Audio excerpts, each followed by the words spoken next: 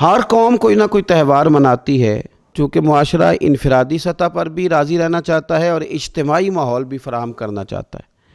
قومیں بڑے بڑے تہوار مناتی ہیں، میلوں کا بندوبست کرتی ہیں، دن منائے جاتے ہیں۔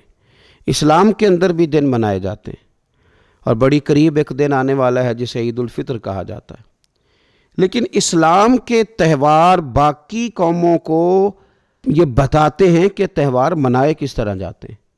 تو سب سے پہلے تو یہ یاد رکھیں کہ اسلام کے اندر جب عید آتی ہے تو اس کا کوئی مقصد ہے، اور ہم نے عید کو کس طرح منانا ہے یہ سارا کچھ ہمارا دین ہمیں بتاتا ہے۔ پہلے تو یہ آپ دیکھیں کہ عید مسلمان نے کس طرح منانی ہے۔ سویرے جب اس نے اٹھنا ہے تو اس نے فجر کی نماز کے بعد دوبارہ سے تیاری کرنی ہے، غسل کرنا ہے، صاف لباس پہننا ہے، خوشبو لگانی ہے، اور کرنا یہ ہے کہ نماز کے لیے جانا ہے۔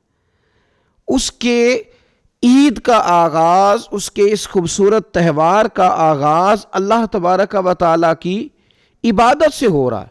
اور عید منا کب رہا ہے؟ رمضان کے 30 روزے پورے کرنے کے بعد، یا 29 کا چاند دیکھنے کے بعد۔ تو سب سے پہلے ہمیں یہ بتایا جا رہا ہے کہ جب تم عید مناؤ گے تو تم سجدہ شکر کے ساتھ مناؤ گے، اپنے رب کے ساتھ جوڑ کے مناؤ گے، اللہ تبارک و تعالیٰ کی عبادت کے ساتھ مناؤ گے۔ تو اس میں کوئی شور و غوغا نہیں، کوئی ریلیاں نہیں، کوئی جلوس نہیں، کوئی پٹاخے نہیں، کوئی گانا باجا نہیں۔ اللہ کی عبادت کے ساتھ بتایا جائے گا کہ تمہارا جو تہوار ہے وہ تہذیب کا، شائستگی کا، خوبصورتی کا، نظم و نسق کا ایک بہترین ذریعہ۔ تم بڑے راضی جب ہوگے تو پھر بھی تم اپنا ساری جھکاؤ گے رب کی بارگاہ میں، پھر بھی تم یہی کہو گے سبحان ربی العظیم، پھر بھی تم یہی کہو گے سبحان ربی الاعلیٰ، پھر بھی تم اس کی بارگاہ میں جبین نیاز جھکاؤ گے۔ پہلی بات۔ دوسری بات، ہمیں پیغام میں عید یہ ہے کہ یہ جو تمہارے پاس عید کا دن آیا ہے یہ اجتماعیت کا دن ہے۔ آپ جب صف میں کھڑے ہوں گے نماز عید کے لیے تو کیا امیروں کی صفیں علیحدہ ہوں گی؟ غریبوں کی الگ ہوں گی؟